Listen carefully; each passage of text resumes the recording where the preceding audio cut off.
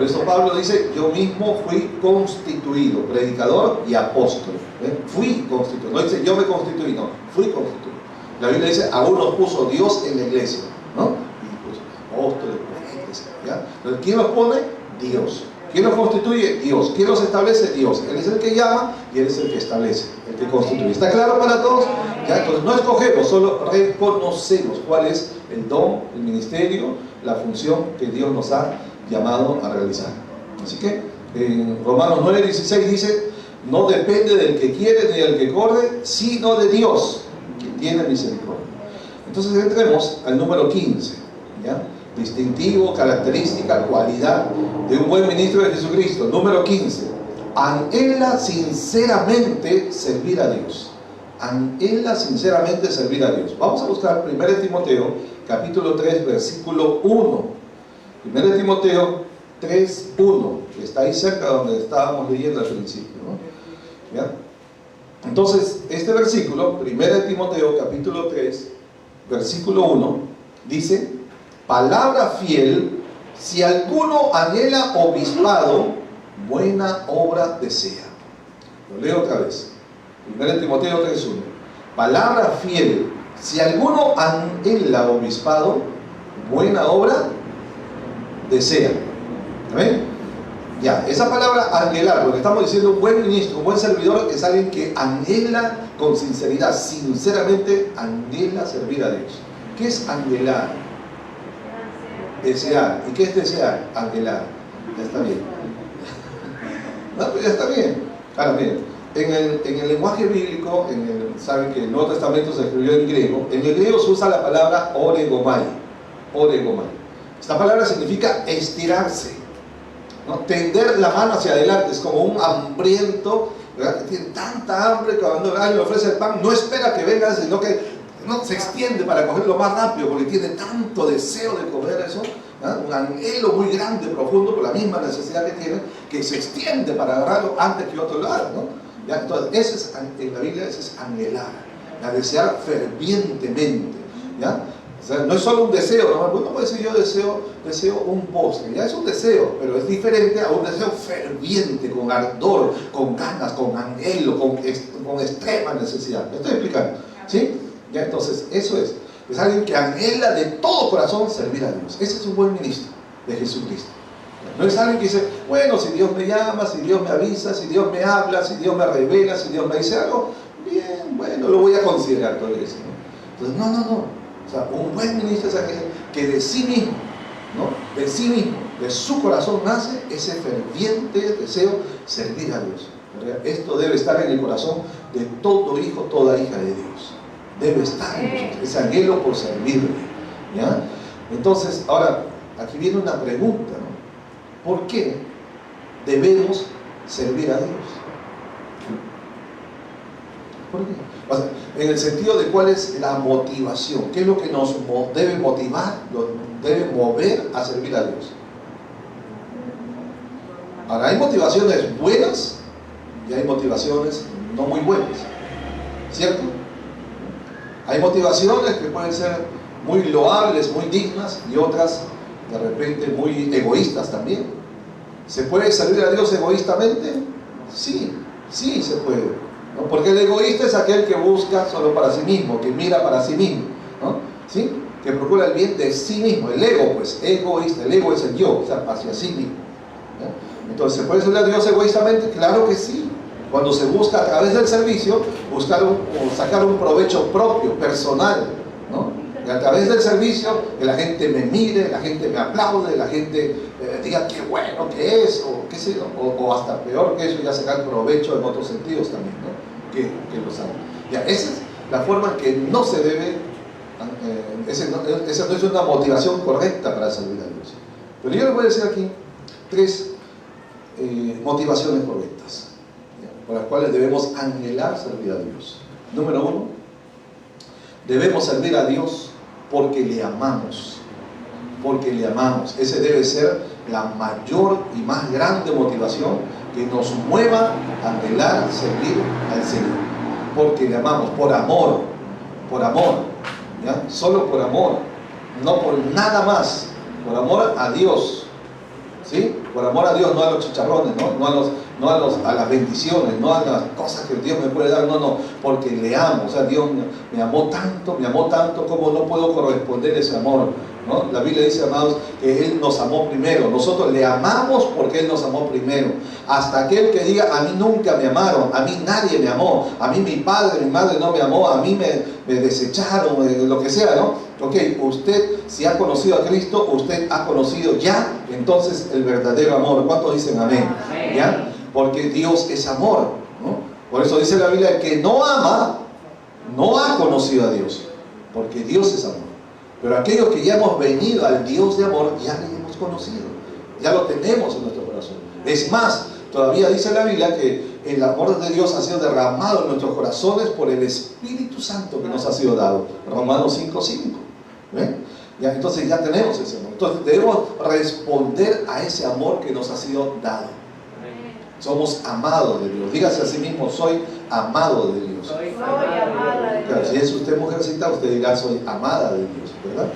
¿Ya? Entonces, y debemos repetirnos eso y creerlo, porque es una enseñanza bíblica, ¿no? Somos amados de Dios. ¿Ya? La Biblia dice una y otra vez, amado, amado, amado. Ha leído, ¿verdad? Varias veces. Especialmente, ¿qué apóstol es el que más repite esta palabra? ¿Cuál de los apóstoles? ¿El apóstol? Juan. Por eso se le llama el apóstol amado, el apóstol del amor. Es el que más repite. ¿Ya? Lean ustedes sus epístolas, primera de Juan, segunda de Juan, tercera de Juan, está lleno, varias veces repite, amados, amados, amados, ¿no? Por ejemplo dice, amado, yo deseo que seas prosperado en todas las cosas. ¿Ya? Entonces, bien, entonces debemos servir a Dios con esa motivación correcta, porque le amamos, por amor, no por otra cosa. ¿Ya? Había una canción, un coro antiguo cristiano, que decía, no por oro, no por pan, no por vestido, ¿verdad?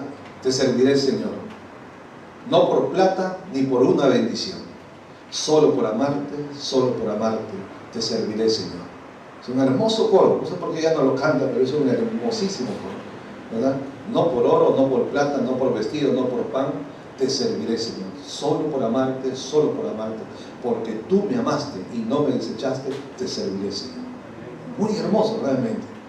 A ver si lo podemos por ahí recuperar, ¿no? Y cantarlo en la iglesia, porque realmente es hermosísimo, tiene un buen contenido en la palabra. Entonces, número 1, servimos a Dios porque le amamos. Digan amén. Amén. Número 2, debemos servir a Dios por gratitud. Digan gratitud. ¿Ya? O sea, por agradecimiento. Dígame, ¿usted ha recibido algo de Dios desde el día que nació de nuevo, que recibió a Cristo en su corazón? ¿Ha recibido alguna bendición, alguna ayuda, algún milagro, alguna sanidad? ¿Sí? ¿Sí? ¿Y antes también? Seguramente sí. Aunque no le conocíamos, aún la gracia estuvo ahí para cuidarnos, para guardarnos, ¿no? Aún librarnos de la muerte, ¿no? Porque fuimos escogidos antes de la creación del mundo para ser santos y sin mancha delante de Él, ¿no? Entonces su gracia nos ha sostenido. Y aún conociéndole a Él, alguna vez le hemos fallado, nos hemos apartado, hemos decaído, hemos fallado, y aún así su gracia nos ha sostenido. Hay tanto por agradecer a nuestro Dios que seríamos realmente ingratos. Entonces por eso seríamos, digo, ¿no? Si es que nosotros no respondemos a ese amor, esa bondad, a la fidelidad del Señor. Entonces nosotros no somos ingratos, somos de los agradecidos. Por eso la Biblia nos dice que debemos abundar en acciones de gracias. Abundar, ¿cómo es abundar? Abundar no es escaso, no es poquito, no es lo necesario, no es lo justo, no, o sea, cuando hay, o sea, acá bastante, ¿no? Un montón, o sea, cada día cuando nos despertamos en nuestro devocional debemos abundar. Gracias, Señor, este nuevo día. Gracias que me permites despertar, vivir, ¿no? Respirar. Gracias por mis padres, gracias por mis hijos, gracias por mi familia, ¿no? Gracias por un trabajito. Aún, Señor, si no hay trabajo, gracias, porque aún así me sustentas, me proteges, me guardas, ¿no? Alguien dijo, bueno, mi hija dijo hace unos meses atrás, dijo, somos la generación de los sobrevivientes, porque más de 4 millones ya han fallecido en el planeta. Y millones de millones, creo que más de 200 millones han sido contagiados en el planeta. ¿No? O sea, esto no es poco, por eso es una pandemia. mortal porque ha causado y causa la muerte. Pero los que estamos vivos, agradezcamos a Dios. Claro que sí. Entonces por eso también es un buen motivo para servirlo, por gratitud. Él envió a su Hijo a dar su vida en sacrificio por nosotros, por nuestros pecados, ¿no? Entonces, ¿cómo no le podemos nosotros servir con gratitud? ¿Amén? Entonces, número 2. Número 3, debemos servir a Dios dando lo mejor de nosotros. Número 1, porque le amamos. Número 2, por gratitud. Número 3, dando lo mejor de nosotros. Esa es la actitud correcta con la cual debemos servir al Señor, dando lo mejor. A Dios no se le da la sobra, a Dios no se le da cuando tengo tiempo, a Dios no se le da lo que queda, a Dios no se le da lo último, a Dios no se le da lo que otros no lo van a usar. No, Dios es lo máximo, Dios es excelente y demanda de nosotros que demos con excelencia también nuestro servicio. Si algo vamos a hacer para Dios, demos nada menos que lo mejor. Y cuando digo lo mejor, no estoy diciendo lujos, no estoy diciendo riquezas, ¿no? Estoy diciendo que de nosotros, dentro de nuestra capacidad y dentro de nuestra posibilidad, demos siempre lo mejor, siempre. El rico puede dar lo mejor, tan igual como el pobre puede dar lo mejor. Y no hay ninguna diferencia entre los dos, ¿no? Ninguna diferencia. Porque para Dios, ¿verdad?, el servicio excelente de un rico es tan bueno como el servicio excelente de un pobre. ¿Estamos? ¿No? Entonces Dios no tiene problema con eso. Así que procuremos siempre, siempre, siempre lo mejor para el Señor. Cuando usted va a servir al Señor, esfuércese en hacerlo bien, de la mejor manera, lo mejor de lo que podemos, demos para el Señor. ¿Ya? Muy bien, eso creo que está bien claro. Y ahora vamos a ir al número 16. Entonces, otra cualidad, otro distintivo de un buen ministro de Jesucristo, ¿sí?, es que sabe conducirse apropiadamente en la casa de Dios. Sabe conducirse apropiadamente en la casa de Dios. Vamos a leer 1 Timoteo 3, 14 y 15. 1 Timoteo capítulo 3, versículos 14 y 15. Ahí nomás, ahí está cerquita, mantengan su Biblia abierta. Entonces dice: esto te escribo, aunque tengo la esperanza de ir pronto a verte. Está hablando Pablo a Timoteo, le está escribiendo Pablo a Timoteo, un ministro de Dios anciano con experiencia a un ministro de Dios joven, y le dice estas palabras: esto te escribo, aunque tengo la esperanza de ir pronto a verte, para que si tardo sepas cómo debes conducirte. ¿Dónde?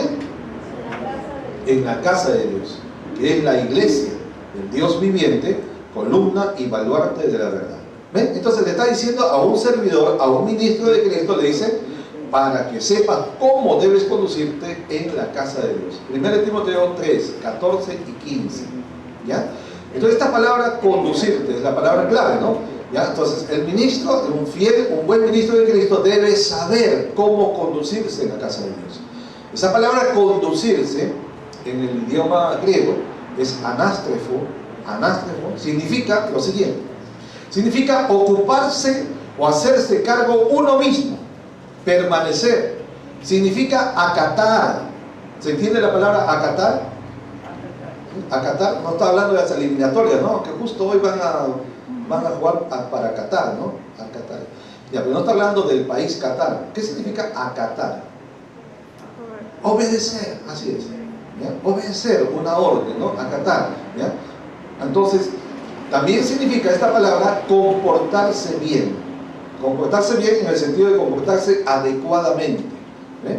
¿Ya? También significa vivir adecuadamente, ¿ve? Entonces, es ocuparse, hacerse cargo uno mismo, permanecer, acatar, comportarse bien de una manera adecuada. Eso es esta palabra, que aquí se ha traducido como debes conducirte, ¿no? Para que sepas cómo debes conducirte en la casa de Dios. ¿Ya? Entonces, hermanos, eso significa que todo servidor de Cristo debe saber no solamente cuál es su función, sino que su servicio debe ser hecho de una manera apropiada, de una manera digna de su función. ¿Estamos? Voy a hacer un ejemplo estrambótico, ¿ya? Imagínense, por ejemplo, que a alguien se le designa para para recibir a los hermanos, ¿no? Normalmente se le llama un mujer, un servidor. Entonces va a estar a la puerta, se vienen los hermanos, dice ya, y entonces, pero viene, vamos a ver cómo se viene con, ¿cómo se llama esto? Pantalón corto, choros decimos acá, ¿no? Con choros, ¿ya? Y con sandalias, ¿no? Con los dedos al descubierto, ¿ya? Y una gorra así, esas, bueno, esas ya juveniles, digamos, ¿no? O sea, imagínense, y un polo así, con un montón de luces, ¿no? O sea, no es que estamos diciendo que uno no se pueda vestir como desee en su casa, ¿verdad? En la calle de repente, pero en la casa de Dios está diciendo aquí, ¿no? Para que sepas cómo debes conducirte en la casa de Dios. Entonces, el pastor no estará siendo muy exagerado, extremista. No, ¿por qué?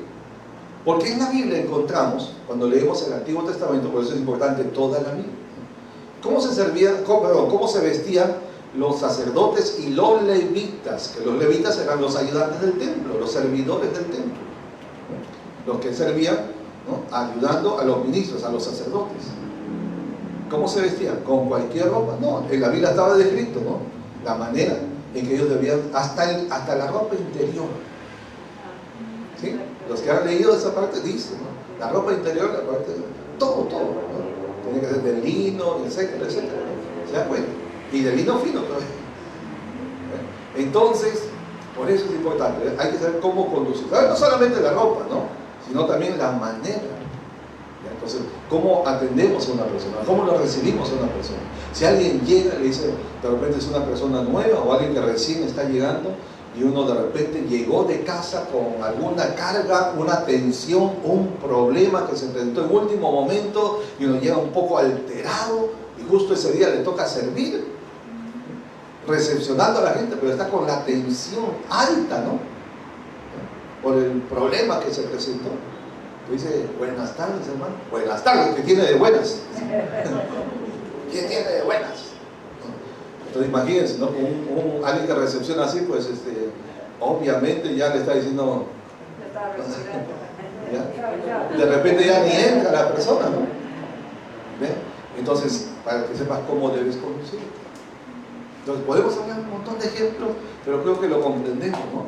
Hay una manera apropiada, una manera adecuada en la casa de Dios, ¿ya?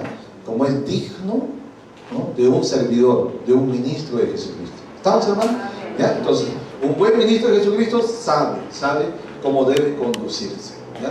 De una manera apropiada, digna de esa función. Vamos a ir a ver, número 17.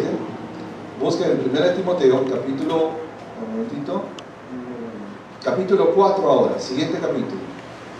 Y el número 17 es que un buen ministro de Jesucristo advierte con claridad el peligro de la apostasía. Advierte, de advertir. Advierte con claridad del peligro de la apostasía. 1 Timoteo 4:1. ¿Ya lo tienen? Muy bien. Voy a leer. Dice, pero el Espíritu dice claramente, sí, 1 Timoteo 4:1, capítulo 4, el primer versículo. Entonces leo, pero el Espíritu, se refiere al Espíritu Santo, pero el Espíritu dice claramente que en los postreros tiempos algunos apostatarán de la fe, escuchando a espíritus engañadores y a doctrinas de demonios. ¿Qué tienen que ver los demonios en la iglesia? ¿Qué tienen que ver los demonios en la casa de Dios y con los hijos de Dios? Pero aquí se está mencionando que esos algunos que dice que van a apostatar se está refiriendo a algunos cristianos, algunos que han nacido de nuevo, algunos de ellos hasta ministros de Dios, es decir, en el ministerio activo, ¿no? Del servicio de Dios. ¿Bien? Dice, el Espíritu dice claramente que en los postreros tiempos algunos apostatarán de la fe, ¿ya? Escuchando a espíritus engañadores y a doctrinas de demonios. Muy bien, ahora aquí estamos hablando del tema de la apostasía, ¿no? Entonces, una cualidad de un buen ministro es que advierte con claridad del peligro de la apostasía. Y eso es lo que está haciendo Pablo en este momento. Pablo le está advirtiendo a Timoteo, le está diciendo, mira, en los últimos días, y estamos precisamente nosotros en los últimos días, ¿no? ¿Verdad? Dice, en los posteros días, en los posteros tiempos, el Espíritu dice con claridad que algunos van a apostatar de la fe. Le está advirtiendo, ¿correcto? Y nosotros ahora mismo, al compartir esta palabra, también estamos advirtiéndoles a ustedes y a toda la iglesia que está recibiendo esta palabra, donde quiera que se encuentren. Claro, ¿qué significa apostatar? ¿Qué es? De ahí viene la apostasía. ¿Qué es la apostasía? Les han dicho tantas cosas de la apostasía, a veces que uno puede quedar medio confundido o no tiene claridad. Pero vamos a la palabra, ¿no? Y en la palabra, para apostasía en el griego, es afistemi. Afistemi significa lo siguiente, y esto es la apostasía. Significa eliminar, quitar, significa instigar activamente, ¿no? ¿Ya? Con presión. Instigar a la rebelión. Escucha, ¿instigar a qué? A la rebelión, a que se rebelen. También significa desistir. O sea, con algo que estás haciendo continuamente, estás perseverando y de pronto desistes. Estás estudiando, desistes. Estás sirviendo, desistes. Estás haciendo algo para alcanzar una meta y después dices, ya no, desististe. Eso es desistir. ¿Ya? También significa desertar. ¿Qué significa desertar? A ver, los militares. ¿Qué es desertar?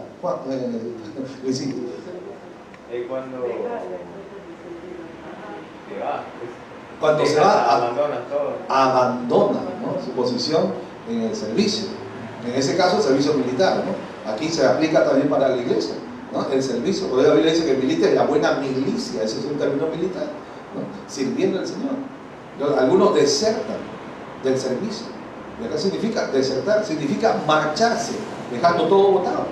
Significa retirarse. También significa abstenerse. Ahora le voy a explicar a qué se refiere. Abstenerse. Refrenarse y significa también caer. Caer. ¿Ya? Entonces de aquí vamos a decir, ¿qué es la apostasía? Hay un diccionario bíblico que estuve leyendo y me agradó su concepto de la apostasía, sencilla, clara, directa. Entonces el diccionario bíblico Holman dice así: la apostasía es la acción de rebelarse en contra, renunciar, abandonar o alejarse de lo que uno ha creído. En este caso, nuestra fe en Cristo y las enseñanzas fundamentales de la fe cristiana. Entonces, otra vez, es la acción de rebelarse en contra de renunciar, abandonar o alejarse de lo que uno ha creído. Esa es la apostasía. Vale, yo he escrito también un poquito ahí, yo lo he escrito de esta manera, ¿no? Digamos, explicando también qué es la apostasía. Esto es lo que he escrito. La apostasía es el acto de abandonar en rebeldía, desertando de la fe, las enseñanzas fundamentales y la sana doctrina en la cual un día fue formado. Lo voy a decir otra vez. Yo sé que están escribiendo, pero de repente luego ya lo damos el dictado. Dice: la apostasía es el acto de abandonar en rebeldía, desertando de la fe, las enseñanzas fundamentales y la sana doctrina en la cual un día fue formado. ¿Okay? Entonces, en otras palabras, miren, la apostasía viene a ser que una persona conscientemente, luego de haber conocido la verdad, haber caminado en la verdad, haber estado en la verdad y habiendo estado sirviendo en la verdad, decide abandonarlo. Aunque su pastor, aunque el líder, aunque un hermano, aunque el mismo Dios le diga no abandones, no dejes, no lo deseches, ¿sí? Pero dice, no me importa, no quiero saber más nada, y abandona. No solamente abandona el servicio, sino abandona su fe.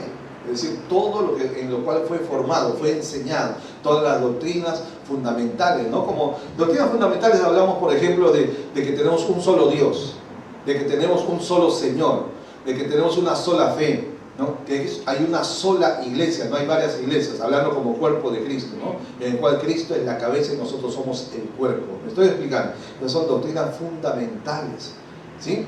O sea, hay un solo evangelio, no hay 2, 3, 4 evangelios. O sea, no hay varias formas de salvarse. No, hay un solo camino, verdad y la vida. El Señor dijo, yo soy el camino, ¿correcto? Esas son doctrinas fundamentales, ¿me explico? Entonces, algunos pueden abandonar eso.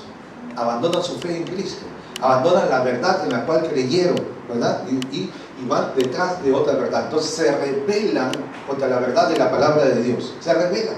Al abandonar, a renunciar, al desertar, se están rebelando pues, contra Dios mismo y contra la verdad de Dios. La verdad de Dios está en su palabra y es su palabra. ¿Cuántos dicen amén? ¿Ya? Muy bien. Entonces, ahora, ¿cómo viene la apostasía a la iglesia? ¿Cómo viene? Miren el texto, ahí lo dice. Ahí lo dice en el texto. ¿De qué manera viene la apostasía? Por lo menos en este versículo lo dice por lo menos dos formas. Dice, escuchando, ¿a quiénes? A espíritus engañadores. Y dos, a doctrinas. Doctrina quiere decir un sistema de enseñanza. En la iglesia también tenemos un sistema de enseñanza, una doctrina. Pero estos, los apóstatas, entonces desechan la sana doctrina. La sana doctrina es la que está basada en la palabra de Dios y van tras otras doctrinas que parecen bonitas, que parecen muy llamativas, ¿verdad? Pero que no tienen fundamento sólido, verdadero en la palabra de Dios. ¿Me estoy explicando, hermanos? ¿Ya? Entonces vienen a ser doctrinas de hombres, pero más bien la Biblia le llama. O sea, detrás de esa doctrina de hombres, vamos a decir, pero que ha sido inspirada por, aquí le llama doctrinas de demonios. Por eso dice, espíritus engañadores, escuchando. ¿Con qué se escucha? Es obvio, pero ya lo estoy preguntando. Dígame, ¿con qué se escucha? No, claro, no va a ser con la nariz, ¿no? Ya, se escucha con los oídos. Entonces quiere decir que los apóstatas son personas que un día prestaron sus oídos a otras enseñanzas falsas, erradas, equivocadas, mentirosas, ¿sí? Prestaron sus oídos y por eso, por estar escuchando, ¿no? Como dice aquí, pues, a espíritus engañadores y a doctrinas de demonios.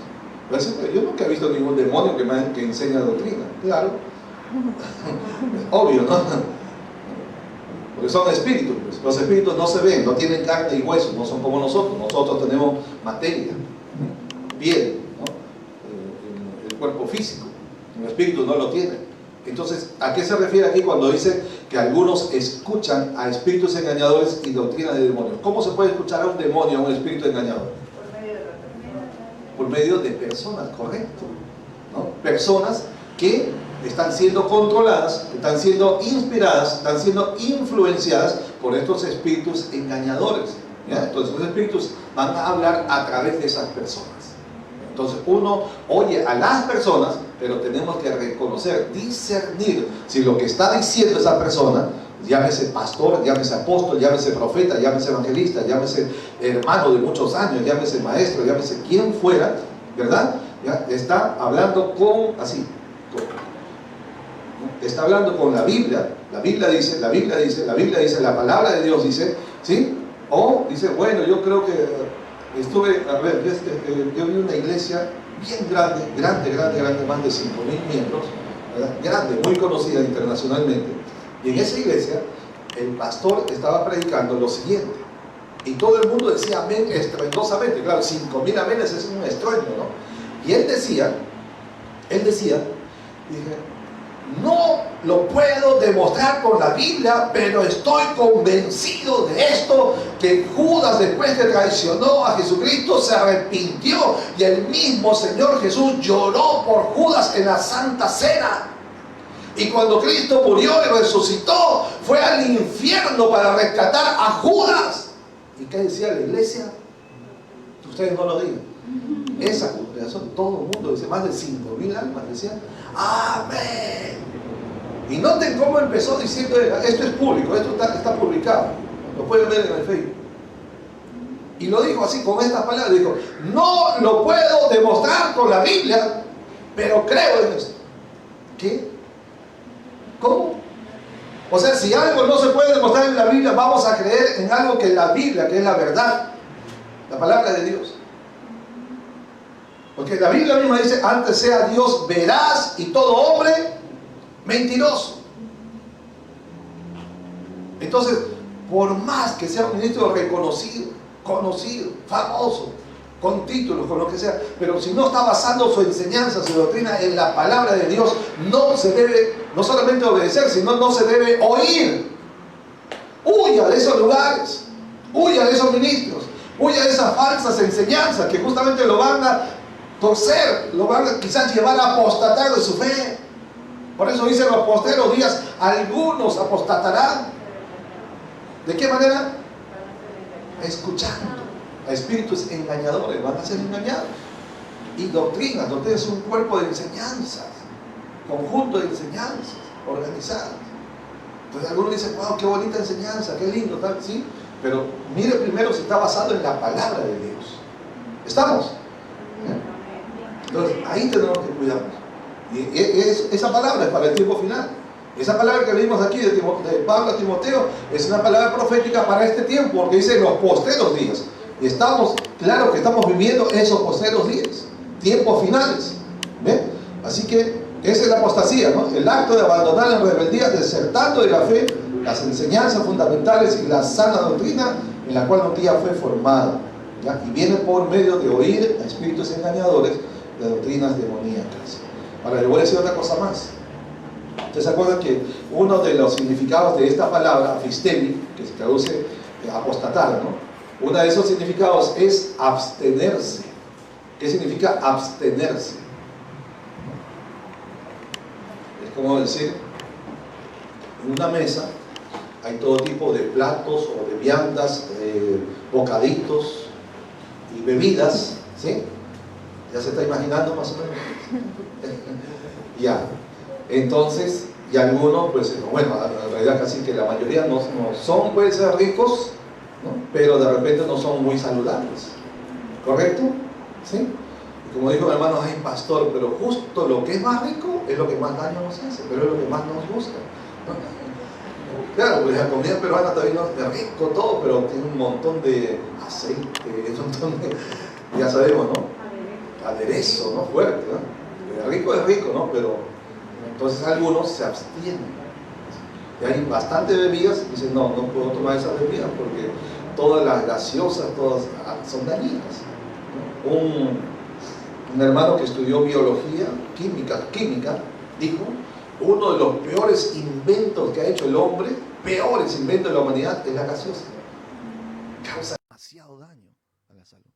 Entonces uno dice, hay bastante gaseosa de todo tipo, color, sabor, y hay botellas de agua. Y uno dice, me abstengo de esto y voy a beber agua. Entonces, abstenerse, ¿no? ¿Ya? Ya. Ok, entonces acá, vamos a aplicar esa palabra aquí porque apostatar también significa, tiene un significado de abstenerse, ¿ya? Entonces, escuche esto, mire, escuche esto, ¿ya? Uno también puede caer en apostasía, especialmente un ministro, especialmente los que predicamos y enseñamos, que Dios nos guarde, pero uno puede caer en apostasía al abstenerse o negarse a enseñar la verdad de la sana doctrina. Es decir, yo conozco la sana doctrina, he estudiado la sana doctrina, la tengo en mi corazón y en mi mente. Tengo la palabra de Dios, la sana doctrina, pero me abstengo de dárselas a ustedes. Claro, eso no es lo que voy a hacer, estoy dando un ejemplo nada más, ¿ya? Entonces me guardo la verdad, ¿no? Y enseño cualquier otra cosa, ¿no? Que les guste, que les agrade, que le llame la atención al oído, ¿no? Me estoy explicando, ¿no? Pero la verdad la guardo, me abstengo con la verdad, pero le doy cualquier otra cosa que les guste. Los mantengo contentos, pero desnutridos, mal formados, por no darles la verdad de la palabra. ¿Me estoy explicando, hermanos? ¿Ya? Ok. Yo me acuerdo mucho de un sacerdote colombiano, y esto fue en Quito, en la iglesia allá en Quito, ¿no? Este sacerdote se convirtió a Cristo, un sacerdote que había llegado a un alto nivel, inclusive llegó hasta Roma, ¿no? Hasta el Vaticano, quiero decir, ¿ya?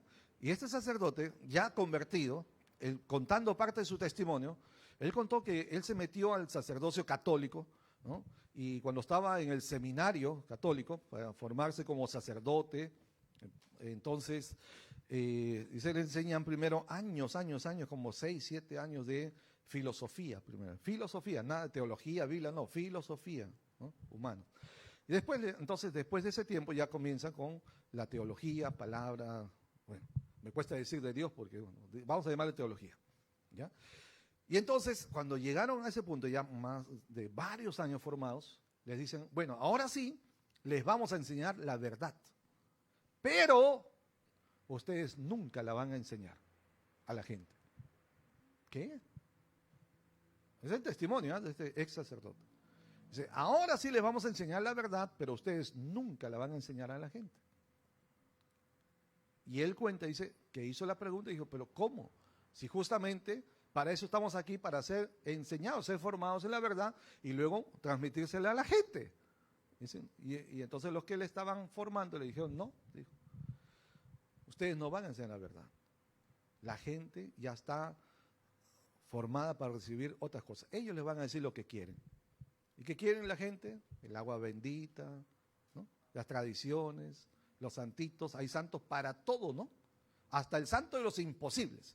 O sea, imagínense, hay santos para todo y por si acaso se les hubiese olvidado algo que no funciona, han puesto un santo que se llama el santo de los imposibles, ¿no? ¿Cómo se llama ese santo? Sí, pero tiene un nombre, todos los santos tienen un nombre. ¿Cómo se llama? No quieren decirlo, ¿no? No eran devotos, ¿no? Ya. Si no me equivoco, era Santiago. Así, no. Ya, bueno, ya. La verdad que ni me importa. Mejor no les digo porque van a ir detrás del santito a buscarlo después, ¿no? Los imposibles. Ya. Entonces imagínense, ¿no? Y ese sacerdote dijo así. Pero un día, dice él, ya estando, ya oficiando como sacerdote, y hacía eso, pues, porque así le dijeron, hacía eso, ¿no? Le daba a la gente lo que quería, agua bendita, santos, rezos y todo, ¿no? Y le caían todo, ¿no? Entonces dice que un día, una viejecita se le acercó y le dijo, así, dijo, usted, padre, dijo, usted conoce la verdad, ¿cuándo la va a enseñar a la gente? Porque Dios un día le va a pedir cuentas por todo eso. Dice él, ¿no? En su testimonio, que eso le llegó como un flechazo que le traspasó el corazón, ¿no? Y cuando volvió a su recinto, digamos, su habitación, dice que no pudo dormir. Y ahí comenzó su proceso. Comenzó a llorar, a decir a Dios, Señor, es verdad. Yo conozco la verdad y no la estoy enseñando, y toda esta gente está engañada domingo a domingo, todas las semanas vienen, ¿no? Fielmente, ¿y qué es lo que están recibiendo? ¿No? Es pura doctrina de demonios prácticamente, ¿no? Espíritus engañadores, porque si no está fundado en la palabra, entonces está en contra de la palabra. Y ahí comenzó su proceso, y ya la historia continúa y se convierte, ¿no? Finalmente. Y es un experto, él es un experto en griego, en hebreo, tremendo, ¿no? Y enseña de memoria. O sea, es tremendo, es un erudito, ¿no? ¿Ve? Entonces, miren ahora, escúchame esto. Miren lo que le voy a dar un ejemplo nomás en la Biblia. Vayan a Génesis capítulo 3. Génesis capítulo 3.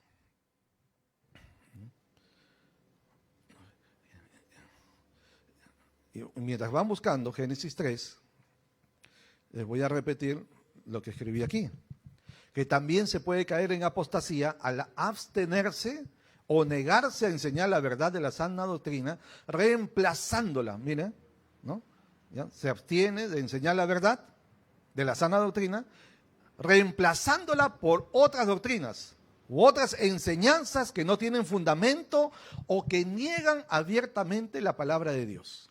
¿Ya? Entonces es la apostasía, ¿no?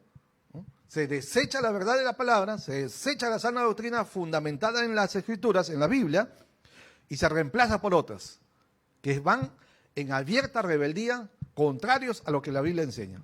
Y lo que la Biblia enseña es palabra de Dios, ¿amén?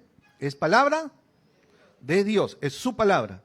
Ahora escuchen, ahora miren esto, cómo se cumple desde el principio de la creación del hombre y la mujer.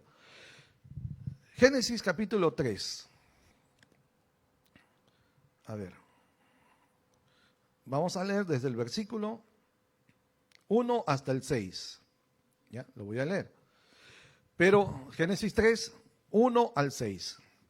Pero la serpiente, ¿quién era la serpiente ahí? O sea, claro, es un animalito, pero detrás de la serpiente, ¿quién estaba metida en la serpiente?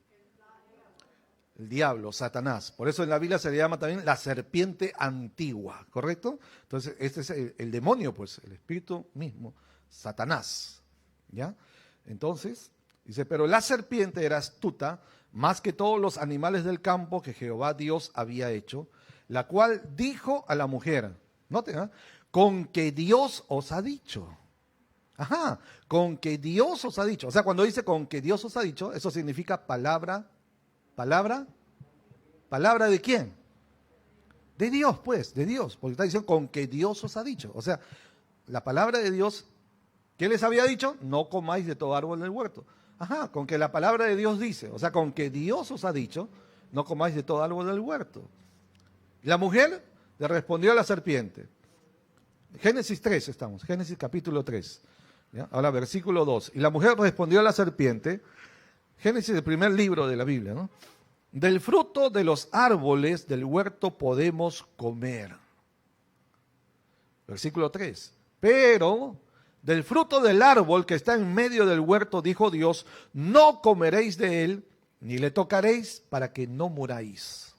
¿Ya? Está diciendo claramente, no está respondiendo, diciendo esto es lo que Dios nos ha dicho. Ahora, ¿qué es la apostasía? Es negar, ¿no? Es desechar, es abandonar, es abstenerse, es desistir de la palabra de Dios, ¿correcto? En abierta rebeldía. Una clave también es rebelarse, ¿no? Rebeldía.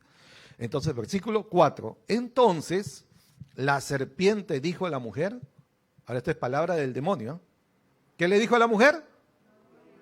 ¿Pero qué dijo Dios? Sí morirán. ¿Qué dice la serpiente? No morirán. ¿Qué dice la palabra de Dios? Sí morirán. ¿Pero qué dice Satanás? No morirán. ¿Está claro o no está claro? ¿No? Esa es la apostasía. ¿No? Y dice, no moriréis. Versículo 5, sino que sabe Dios que el día que comáis de él, serán abiertos vuestros ojos y seréis como Dios, sabiendo el bien y el mal. Ahora, noten esto también. La apostasía, aunque ciertamente rebelarse contra la palabra de Dios, que revela su voluntad también, ¿ya? Que muestra su voluntad, pero al mismo tiempo la apostasía tiene un matiz de verdad. O sea, toma elementos de verdad, pero lo pervierte, lo contamina, lo tuerce. ¿Me estoy explicando? Porque todos sabemos que ciertamente cuando Adán y Eva pues desobedecieron a Dios, sus ojos fueron abiertos. Y ellos estaban desnudos, pero antes de eso ni cuenta se daban, y era normal, natural, no sentían ningún, ¿cómo digamos? Vergüenza, no sentían, ¿verdad? Pero luego que comieron, sí, es cierto, sus ojos se abrieron. ¿Se dan cuenta cómo Satanás toma elementos de verdad, pero lo tuerce? Satánico completamente. Demoníaco. Para ir en contra de la misma verdad. Usando elementos de la verdad, los hace ir en contra de la verdad. ¿Me está siguiendo, hermano? ¿Ya? Sino que sabe Dios que el día que comáis de él serán abiertos vuestros ojos y seréis como Dios, sabiendo el bien y el mal.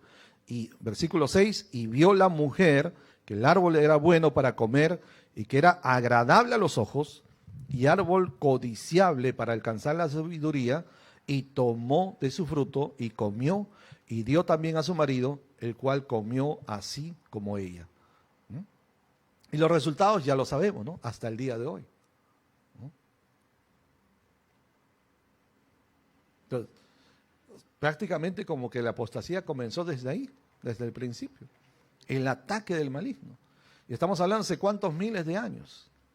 ¿Hace cuántos miles de años? Y eso significa entonces, de tantos años, desde que Dios creó al hombre y a la mujer, ¿verdad? En el principio, ya Satanás desarrolló una estrategia a través de la apostasía para que el hombre abandone la verdad de la palabra de Dios. Ahora, entonces, ¿cuántos años de experiencia ya tiene Satanás a través de los tiempos, desde Adán y Eva? ¿Tiene o no tiene experiencia en eso? Tiene, ¿no? ¿Ya? Entonces, por eso necesitamos del Espíritu de verdad, el Espíritu Santo que está en nosotros para discernir, para reconocer la verdad del engaño, ¿sí? De la mentira. ¿Estamos? El engaño tiene un componente que para engañar tiene que ser muy, casi exactamente parecido a la verdad. Por eso un billete falso logra engañar, una moneda falsa logra engañar, porque está hecho de tal manera que es tan casi igualito, casi idéntico al verdadero, pero no es verdadero. Siempre hay un elemento que lo delata, ¿cierto? Y si uno presta atención atentamente, ¿no? Los que cuentan dinero, los que venden, compran, entonces desarrollan más habilidad para reconocer rápidamente, ¿no?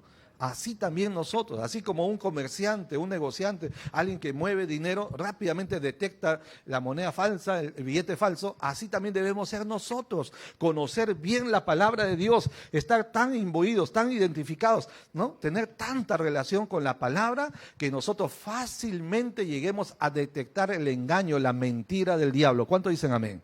¿Ya? Eso significa entonces si leemos, estudiamos la palabra de Dios diariamente, constantemente, entonces fácilmente, de una manera natural, vamos a reconocer cuando la mentira, el engaño quiera venir contra nosotros. ¿Amén? Muy bien. Ok, entonces voy a terminar con un comentario, ¿ya?, hecho por un teólogo de hace muchos años llamado Clark, ¿no? Es un teólogo y comentarista bíblico. Y dice lo siguiente, dice, un hombre, hablando de un cristiano, ¿no? Un hombre pudiera tener todas las verdades del cristianismo y sin embargo quitarles todo efecto al adoptar otras doctrinas que contrarresten su influencia, o tal vez pueda apostatar de la fe negando alguna doctrina esencial. Lo voy a leer una vez más. Un hombre pudiera tener todas las verdades del cristianismo y sin embargo quitarles todo efecto al adoptar otras doctrinas que contrarresten su influencia, o tal vez pueda apostatar de la fe negando alguna doctrina esencial. Y se niega cuando se rechaza y se niega cuando uno se abstiene guardando la verdad, ¿no?, reemplazándola por otra que no está basada en la palabra de Dios.